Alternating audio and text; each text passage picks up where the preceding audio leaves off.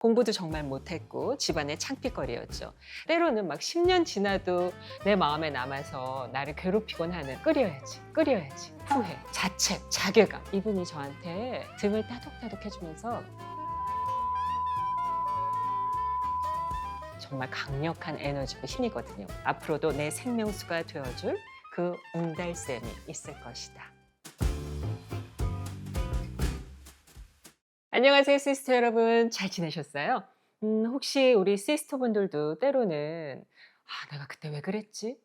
내가 거길 왜 갔지? 왜 그런 결정을 했지? 막 이런 것 때문에 후회되거나 속상한 적 있으세요? 저는 있어요. 아마 대부분 한두 가지는 있으실 거예요. 사소한 것도 있지만 때로는 막 10년 지나도 내 마음에 남아서 나를 괴롭히곤 하는 그런 일도 있지 않으세요? 우리 감독님들이 막 고개를 끄덕끄덕 하세요. 다 동감하시나 봐요. 근데 얼마 전에 제가 겪은 황당한 일, 제가 참 바보 같은 실수를 해서 겪었던 일화를 소개하면서 시스터분들과 이 대화를 꼭 해야 되겠다 해서 오늘 그 얘기를 좀 해보려고 그래요. 제가 요즘에 이제 경무에 시달려서 정말 너무너무 피곤해서 오늘은 예배만 드리고 아무것도 안 하고 쉴 거야 이렇게 결심을 하고 쉬려고 했어요. 그래서 이제 점심을 좀 제가 대충 영양가 있게 해 먹고 이제 오후에는 쉬어야지 하면서 제가 닭고기 손질을 했어요. 근데 제가 그 가위나 칼을 닭고기나 생선 같은 걸 생물을 이렇게 다루고 나면 저는 그걸 식기세척기에 넣거나 이래 갖고는 해결이 안 되고요. 이렇게 팔팔 끓여서 소독하고 싶은 그게 강해요. 그날도 이제 닭고기를 손질한 가위를 끓여야지 이렇게 해서 제가 냄비에 넣고 팔팔 끓였어요. 절대 잊어버리지 말아야지 하고 부엌을 나왔는데 그 순간에 친구한테 전화가 온 거죠.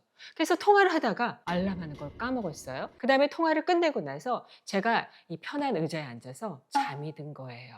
피곤하니까. 근데 자는데 자꾸 기침이 콜록콜록 나와서 내가 왜 그러지? 하면서도 너무 졸리고 피곤하니까 그냥 잤어요. 그러다가 진짜 코에 매캐한 냄새가 휙 지나가는데 잠결에도 벌떡 일어나서 보니까 너무너무 매캐하고 독한 화학 약품 냄새가 나는 거예요. 뭐 몇 분이나 그게 탔을까요? 그리고 제가 가위를 끓인 건데 가위의 손잡이가 플라스틱이잖아요.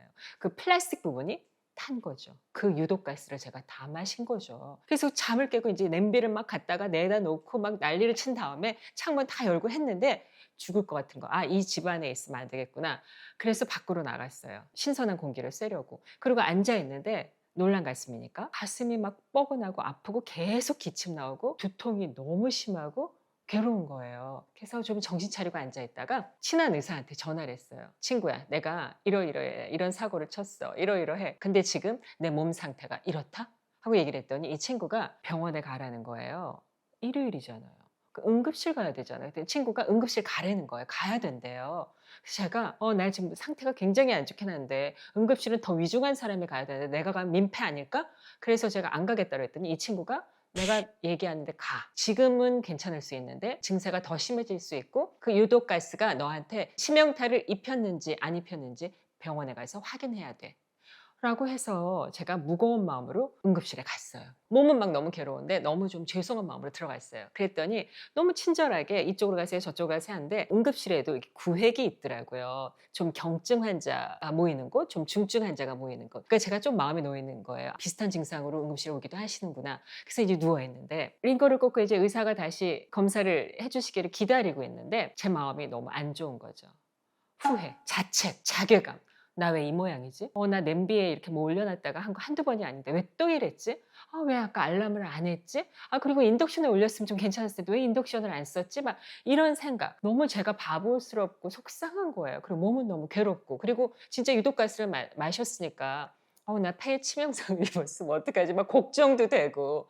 너무 속상한 거죠. 그랬는데 의사가 오더니 저한테 진찰하면서 어떻게 되신 일이에요? 하고 물어보니까 제가 사실은요 이렇게 멍청하게 이래서 이랬습니다. 너무 창피해요. 너무 속상해요. 이랬더니 이분이 저한테 등을 따독따독 해주면서 괜찮아요. 이렇게 사고 나서 많이들 오세요. 그러시는 거예요. 근데 그 한마디 괜찮아요. 이 한마디가 그 어떤 진통제, 그 어떤 약보다도 저한테 큰 위로가 되는 거예요. 그러면서 너무 마음이 편해지고 이 의사가 그냥 천사 같은 거예요. 너무 고마운 거죠. 그런데 제가 그 응급실 사건이 있은 다음에 집에 돌아오면서 그런 생각이 들더라고요.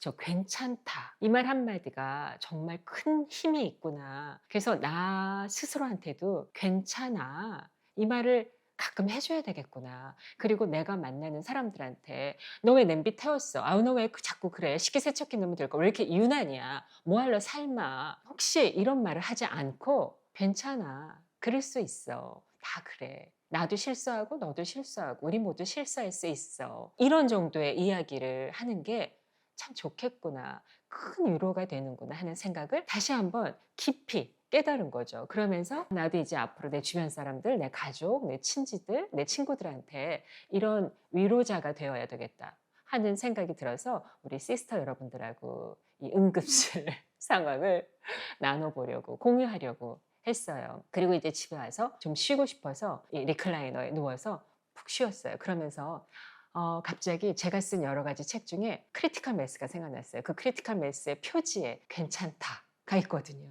그래서 그 책이 갑자기 생각나서 책을 읽었는데 그 책을 읽은 것 중에 '아 이 부분을 시스터 여러분하고 공유해야 되겠다.' 아마 이 책인데 이거를 이미 읽으신 분들도 많으실 거예요. 근데 이 책 보면 여기 "할 수 있다. 믿는다. 괜찮다." 제가 이 책을 쓸 때도 이 "할 수 있어요. 괜찮아요." 이 말을 나한테도 스스로 많이 해 주고 내가 사랑하는 독자분들한테도 많이 해 드려야지 하면서 한 말인데 다시 한번 저한테 해 주면서 읽어 봤어요. 그중에 제가 오늘 시스터분들에게 짤막하게 읽어 드리고 싶은 게 있어요. 장항준 감독 아시죠? 저는 그분이 참 개인적으로 좋아요. 무한 긍정 에너지가 참 부러워요.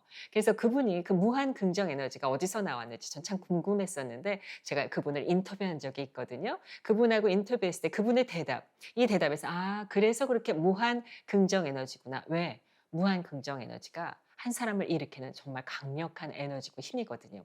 그게 어디서 나오는가 했었는데 이런 이야기를 하시더라고요. 저는 어렸을 때 잘하는 게 하나도 없었어요. 공부도 정말 못했고 집안의 창피거리였죠.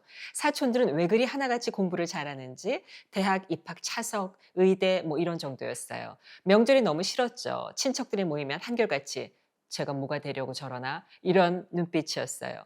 그런데 우리 부모님은 달랐습니다.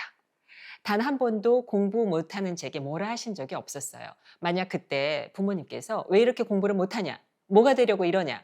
하셨다면 제 머릿속에는 나는 아무것도 할 수 없는 아이라고 입력되었을 겁니다. 지금 제 인생은 완전히 루저의 인생이 되었을 거라는 게 확실해요. 제가 아버지께 들은 말은 이것 하나였어요. "괜찮다." 아버지의 무조건적인 믿음 덕분에 제 머릿속엔 정말 이렇게 입력이 됐습니다. 괜찮다. 나는 공부는 못한다. 그러나 공부만 못한다. 다른 것은 잘한다. 너무 간략한 말이죠. 그런데 여기에 우리 자녀를 위해서, 나를 위해서, 혹은 내 자녀를 대하는 태도에 있어서, 혹은 내 친구와 대인관계를 하는 데 있어서 이건 정말 우리가 다시 한번 입력해 봐야 된다는 거죠. 공부를 못하면 "너 왜 이렇게 공부를 못해?" 이렇게 하면 아이의 머릿속에 "난 공부를 못해." 친구한테 "너 왜 자꾸 그렇게 실수를 하니? 왜 맨날 냄비 태워 먹니?" 이러면 나는 실수 덩어리야. 난 할 줄 아는 게 없어." 이렇게 입력이 된다는 거죠. 근데 우리가 그럴 때 나도 그렇고 너도 그렇고 우리 모두 실수를 해. 똑똑한 사람이거나 그런 건 상관없는 거야. 누구든 실수를 해. 그런데 괜찮아. 이게 얼마나 큰 힘을 갖고 있는지. 너무나 당연한 이야기지만 이 중요한 이야기를 우리 시스터분들과 꼭 하고 싶었어요. 그래서 제가 이 크리티컬 매스를 다시 한번 책꽂이에서 꺼내 읽어본 김에 또 한 구절 간단히 읽어드리고 싶은 게 있었어요. 지식의 시대다. 너무 많은 정보가 있다. 우린 지금 어쩌면 혼란에 빠졌다. 너무 많은 것의 홍수다. 여기저기서 이렇게 해라, 저렇게 해라 라고 외치고 아는 척을 하죠. 많은 사람들이. 저도 그렇고 그렇게 외치는 그들도 잘 모르고 있지는 않는 걸까? 잠깐만 멈춰서자. 정말 내가 필요로 하는 지혜의 말이 어떤 것인지 조용히 귀 기울여 보자.